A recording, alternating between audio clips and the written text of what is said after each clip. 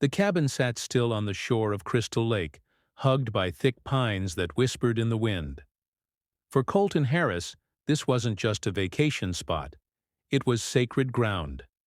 His grandfather, Albert Harris, had built the dock by hand in the summer of 1962, pounding each piling into the sand with nothing but sweat, grit, and a war veteran's resolve.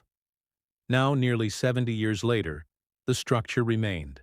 A little weather-worn, yes, but still strong. Colton used to joke it had more character than most people. It extended into the pristine water like an open hand offering peace. After his grandfather passed, the property had lain quiet for years. Colton had kept it up, driving up from Grand Rapids every other weekend to repair the steps, oil the dock, patch the roof.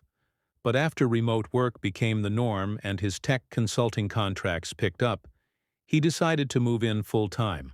That first morning as a permanent resident, Colton stood on the dock barefoot with a mug of black coffee, watching the mist lift off Crystal Lake. The stillness was sacred. He remembered running down that dock as a kid, fishing with his grandfather, racing his sister barefoot through the pines. This land was not just a memory. It was blood deep. He had no idea that peace was about to be invaded. On a Tuesday morning, Colton noticed a blue Prius idling too long outside his gravel driveway. He had just finished coating a back-end pipeline when the sound of tires crunching up the hill made him glance out his window. The car stopped. A woman stepped out, mid-30s, blonde bob cut, Ray-Ban sunglasses, and a clipboard clutched like a weapon. She had a badge on a lanyard that read, Crystal Lake HOA, Interim President. Great, Colton muttered, setting his coffee down. He stepped outside onto the porch just as she was reaching the front steps. Hi there. You must be Colton Harris, she chirped, as if she were bringing baked goods instead of problems. I'm Melinda Rohr. I'm with the Homeowners Association. He raised an eyebrow. Didn't realize we had one. We do now, she said, with a bright, rehearsed smile. It was re-established last November with unanimous approval from the 6 households in the North Loop. You're technically on that grid. Colton folded his arms. This place has been in my family since the 50s. Never once heard of an HOA. Well, she said, flipping pages on her clipboard. Under the new charter, we're required to inform all property owners of compliance expectations. And I'm afraid your dock violates new shoreline preservation standards. Colton blinked. Excuse me? She tapped her page smugly. It was grandfathered in under old ordinances, but the reorganization invalidated previous exemptions. I'm afraid you'll need to dismantle and remove the structure within 21 days. He let out a short, disbelieving laugh. That dock has been here longer than you've been alive? Melinda's expression didn't change. That may be true, but it's non-compliant, and if it's not removed, fines will be levied. She handed him a folded sheet of paper with a checklist and a 21-day deadline stamped across the top. I'm not complying with anything I haven't seen signed by a court, he said firmly. Melinda's smile thinned. We'll be in touch. With that, she turned and walked back to her Prius, heels clicking like gunshots against the gravel. Colton watched her drive off, the HOA paperwork flapping in the breeze like a petty declaration of war. He'd heard rumors from local businesses in town. A young hotshot had moved into the largest lakeside house, Melinda Rohr, a real estate agent and self-described community developer. She'd revived the Crystal Lake Homeowners Association, promising rising property values, better neighborhood standards, and a shared vision of excellence. But what really happened, according to the guys at Jake's Diner, was a takeover. She came in swinging like she owned the damn lake, old Jake had said, shaking his head. Wants everyone's house painted the same shade of autumn birch. Told my sister to move her garden gnome 'cause it offended her HOA sensibilities. Colton now understood the type. Melinda wasn't managing a community. She was auditioning for a power trip. Her tone, her posture, her clipboard. It wasn't about rules. It was about dominance. And worse, she probably expected everyone to roll over. He unfolded the paper she'd left. Violation, unauthorized shoreline structure. Fine, $350. Remedy, required within 21 days. Additional fines of $100 per day for non-compliance. Below that was a QR code and a web link to the HOA portal, hosted on a Wix site, complete with stock images of smiling families and a vision statement that made him want to gag. Colton muttered, "You picked the wrong nerd to tangle with." The next day, Colton was replacing a rotted board on the dock when he heard voices, more than one this time. 3 people walked up the path, uninvited, Melinda and 2 others he'd never met. One was a balding man in his 60s with a golfy shirt that looked too tight across his gut. The other was a thin woman with pursed lips and a clipboard even larger than Melinda's. "This is Dennis and Vivian Cole," Melinda said by way of introduction. "They're on the Architectural Compliance Committee."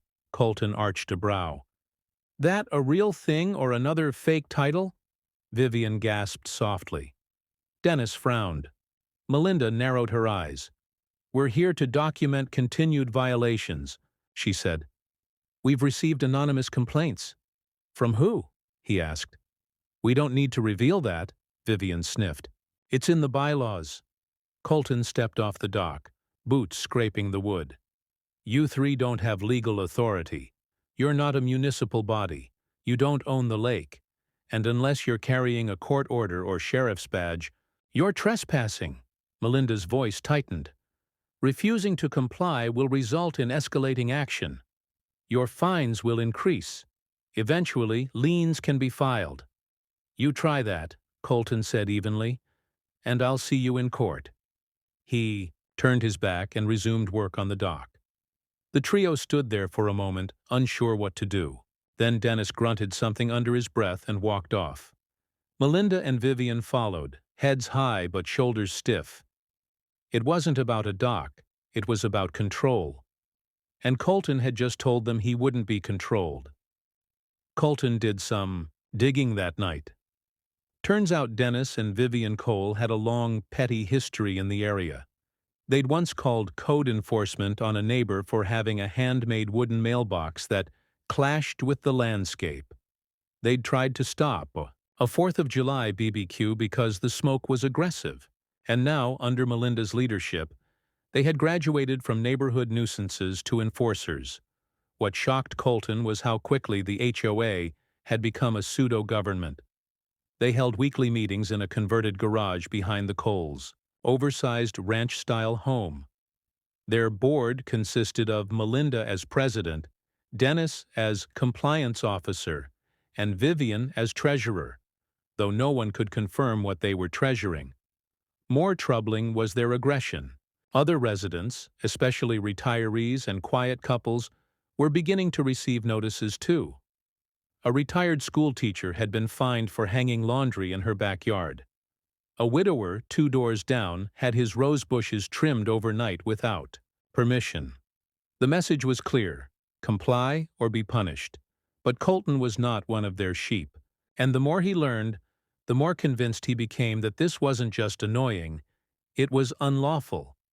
He started pulling property records, comparing deed restrictions, and checking for any mention of HOA authority in local or county filings. His grandfather had been meticulous. There were no easements, no binding HOA covenants, no shared maintenance clauses, nothing. His land, his dock, and his home were private. Period. If Melinda was claiming otherwise, she was either bluffing or criminally ignorant. But Colton wasn't going to argue. He was going to bury her in facts. By the time the weekend rolled around, Colton had turned his cabin's spare bedroom into a war room. The walls were covered in property maps, copies of old deeds, and a color-coded timeline of Crystal Lake's development history. He wasn't a lawyer, but as a tech consultant with a minor in systems analysis, digging through tangled data was second nature. At the heart of it all was a handwritten addendum from 1973 that he found tucked inside an old metal lockbox in the attic. It was yellowed with age and signed by Albert Harris himself. The note, countersigned by the township clerk at the time, declared, "This dock, its access path, and lakeshore usage rights shall be permanently protected under grandfather exemption per the 1962 ordinance. Any future development or governing body shall not impose removal or limitation without formal ruling by a state court." Colton stared at it, stunned. It wasn't just hearsay or family legend. His grandfather had predicted this kind of overreach and taken steps to stop it before it started. He snapped a high-resolution scan, saved it 3 ways, and uploaded it to a cloud backup. Then he drove into town and requested certified copies of township zoning records from 1960 to 1980. Sure enough, there it was. A county-level notation that recognized the Harris property as non-regulatory shoreline. That meant Melinda's HOA had no jurisdiction, but that didn't stop them from trying. On Monday morning, Colton logged into the Crystal Lake HOA website. His developer instincts kicked in immediately. He spotted several vulnerabilities. Weak SSL certificate. No two-factor authentication. Admin panel exposed on a subdirectory. He didn't hack it. He didn't have to. Everything the board had done, every fake violation, every anonymous complaint, every petty fine, was stored publicly in unencrypted PDFs. One file in particular caught his eye. Harris Property Escalation Plan, Draft. It included surveillance photos of his cabin, discussions about building a case for county enforcement, and internal emails between Melinda, Dennis, and Vivian suggesting they could force compliance via lien threats, even if they knew the legality was questionable. That was the phrase that set his jaw tight. Even if legality is questionable. He printed the emails, compiled them into a single PDF. Then he created a new blog post on his personal website titled, "The Truth About the Crystal Lake HOA, a Case Study in Abuse of Power." He embedded screenshots, links, and township records. Then he posted it on Reddit, Facebook, and in the comments section of the local news station's community affairs page. By noon, it had gone semi-viral in the region. Dozens of locals commented. Many shared their own run-ins with Melinda and her clipboard militia. Someone even nicknamed Dennis Dictator Dennis. The tide was beginning to turn. Colton woke up around 5:30 a.m. the next day to the sound of splashing, followed by a metallic clink and muffled curses. He stepped onto the porch just as dawn cracked over the lake. 2 figures were knee-deep in the water near the dock. One held a crowbar. The other had bolt cutters. He didn't even hesitate.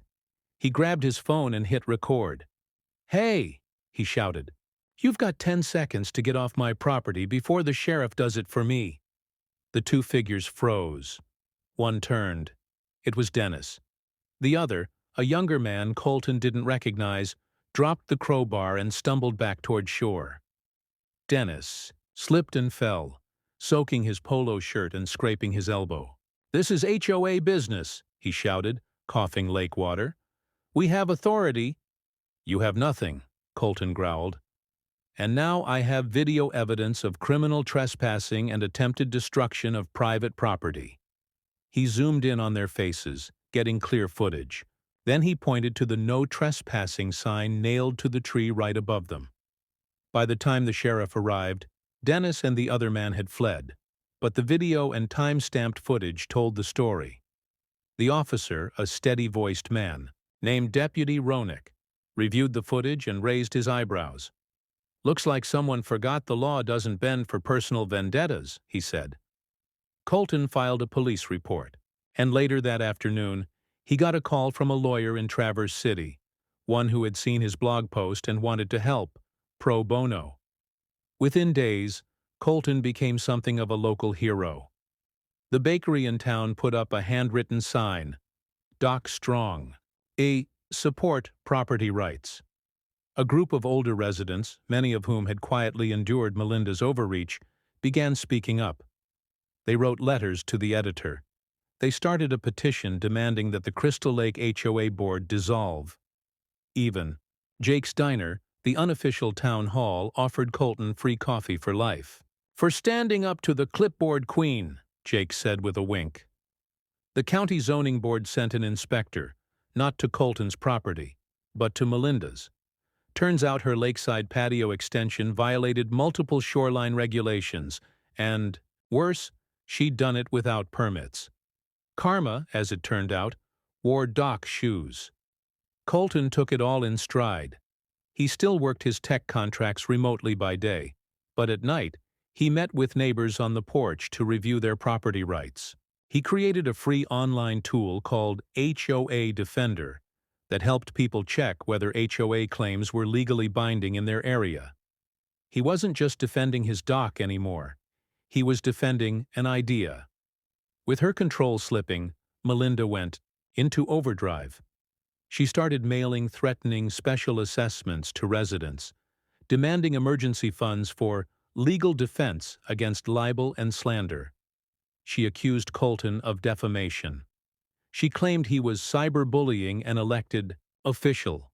Then came the certified letter. A cease and desist from a Detroit law firm, citing his blog and naming him personally in a vague reputational damages complaint. Colton forwarded it to his Traverse City lawyer, who laughed so hard he nearly spilled coffee. "This isn't a lawsuit," the lawyer said. "It's a tantrum with a letterhead." Still, Melinda wasn't done. On a foggy Wednesday morning, Colton stepped outside to find an orange sticker slapped across his front door. "Condemned. Violation of shoreline code. Access restricted. Crystal Lake, HOA Code Compliance Division."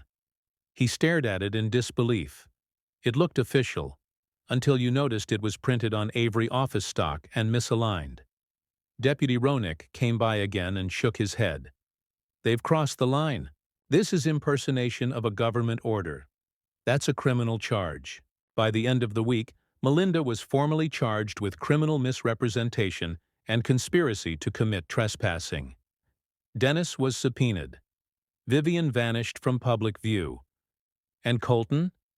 He sat on the dock that started it all, barefoot again, sipping black coffee and listening to the lake breathe. The battle wasn't quite over, but it was damn close.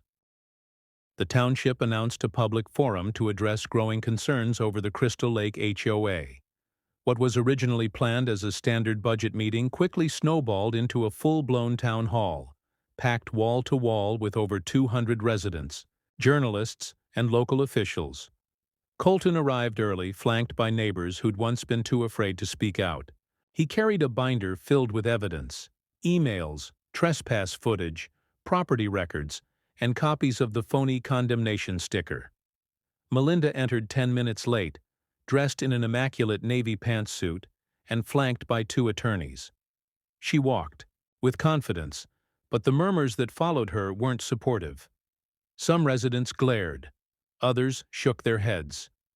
The township moderator, a grizzled Vietnam vet named Hank Morrison, opened the floor with a firm voice.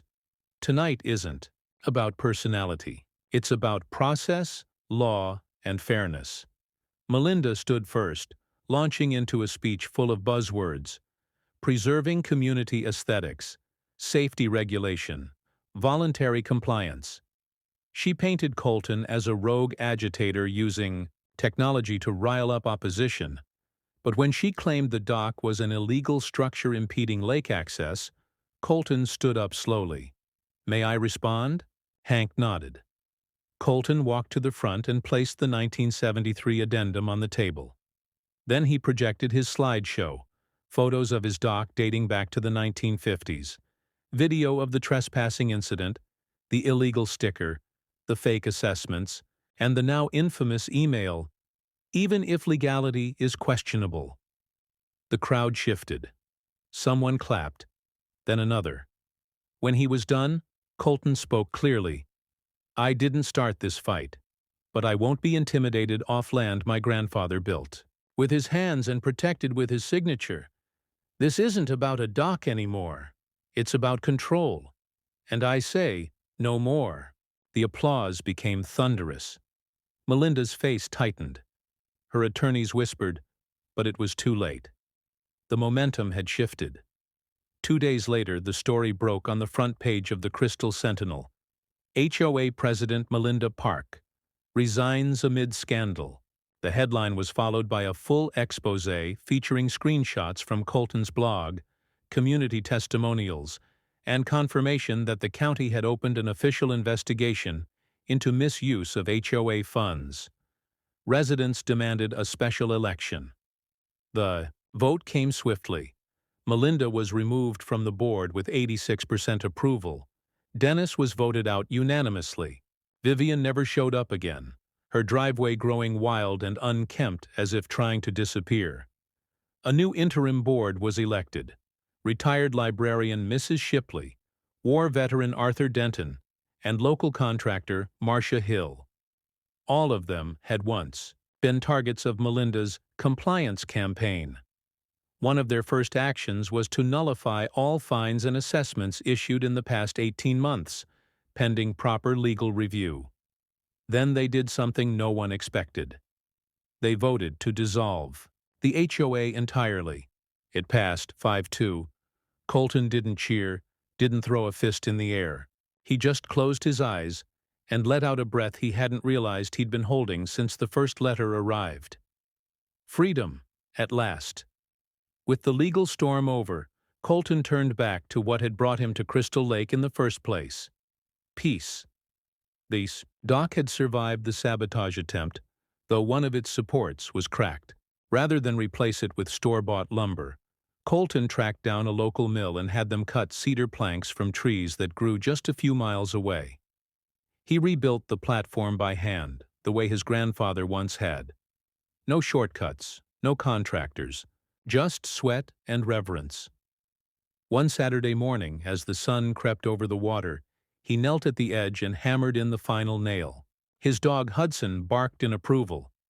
Kids from neighboring cabins came down to fish like they used to. Elderly neighbors who'd been quiet during the conflict stopped by with baked goods and hugs. The dock became a gathering point again. No longer a target, but a symbol. Someone carved a small inscription in the new railing without telling him. It read, "This dock stood because someone did." Colton left it there.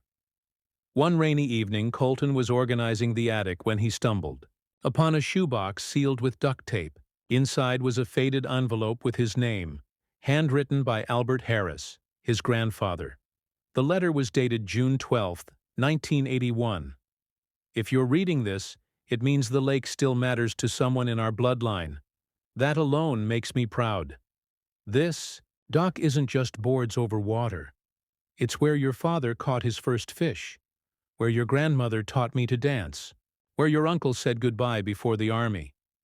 There will always be people who try to take what they didn't build. But remember this, truth lasts longer than power, and land remembers who loved it. Grandpa Al Colton wiped his eyes and sat on the floor for a long time, the letter pressed against his chest. He wasn't just protecting property. He was honoring memory, and that memory would now be preserved, unshakable, like the dock that wouldn't budge. Months passed. With the HOA dissolved, the town restructured management of shoreline upkeep through voluntary community partnerships. Colton helped design a public website where residents could report real concerns, not anonymous complaints or petty power plays. He even got asked to speak at the local high school's civics class about standing up for your rights. He smiled, thinking of how unlikely that would have seemed just a year ago. One day, as autumn painted the trees gold and fire orange, a man in his 60s came by the dock. He introduced himself as Frank Harper, grandson of the neighboring cabin's original owner. "My granddad used to fish with yours," Frank said. "He always said this dock was the heart of the lake." They fished for hours, sharing stories, laughter, and silence. As the sun set, Colton looked out over the water. No boards had been removed. No fines hung over his head. And for the first time in years, he felt rooted, not just to the land, but to the history beneath it. The battle was over, but the story would endure.